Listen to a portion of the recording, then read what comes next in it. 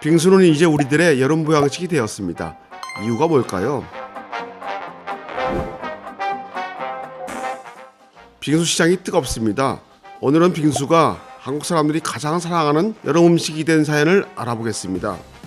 옛날에는 무더운 여름을 나기 위해 삼계탕, 장어, 낙지, 전복 등을 먹었지만 요즘에는 여름이 찾아오기 한두 달 전부터 토핑이 가득한 빙수가 먼저 생각납니다.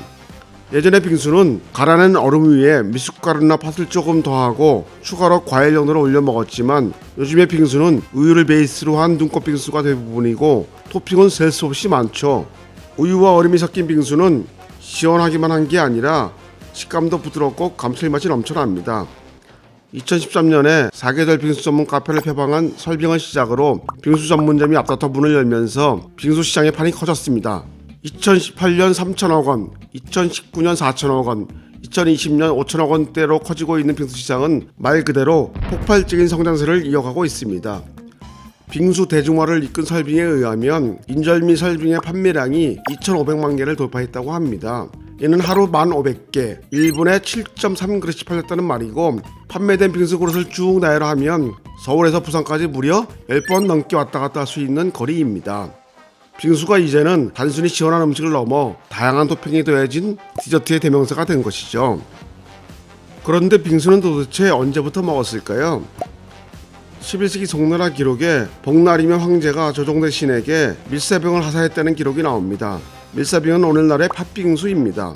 아쉽게도 한국에는 그만큼 오랜 기록은 없고 1897년 8월 5일자 독립신문에 실린 수표다리 빙수 타는 집에서 빙수를 사 먹는데라는 구절이 지금까지 한국인의 빙수에 관한 가장 오래된 기록입니다. 지금 우리가 즐겨 먹는 현대적인 빙수는 근대 일본을 거쳐 들어온 것입니다. 근대적인 일본의 빙수 문화는 1869년 요코하마의 빙수점이 개업하면서 본격화가 됩니다. 이 문화가 한반도로 전해집니다. 1915년에 일본인들이 주로 거주하는 충정로 명동에만 321개의 빙수점이 있었고 한국인들이 거주하는 종로에는 121개의 빙수점이 있었습니다. 손으로 기계를 돌리면 얼음이 자동적으로 갈리는 회전빙조기는 1920년대 후반부터 본격화됩니다. 이전에는 손으로 얼음을 가는 보통 태상 빙조기를 이용했습니다. 빙수 장사는 5월 초에 시작해서 9월 말까지 이어지는 계절 장사였습니다. 때문에 빙수 장사들은 겨울에 하는 고구마 장사, 팥죽 장사, 만주 장사, 우동 장사로 생계를 이었습니다. 신라 호텔이 망고 빙수를 처음 만든 건 2008년입니다. 이것은 호텔 빙수와 고급 빙수의 신호탄이었습니다. 최근의 빙수는 그야말로 다양성의 시대가 열리고 있습니다.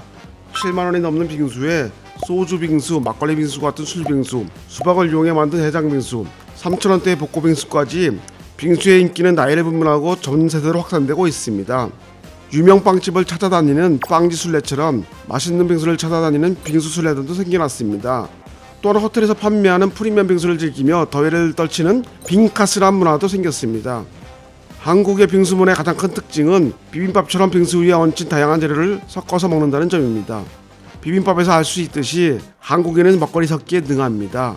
빙수 진화의 끝이 어딜지는 아무도 모릅니다. 그래서 우리들의 여름은 매년 시원한 설렘으로 다가옵니다.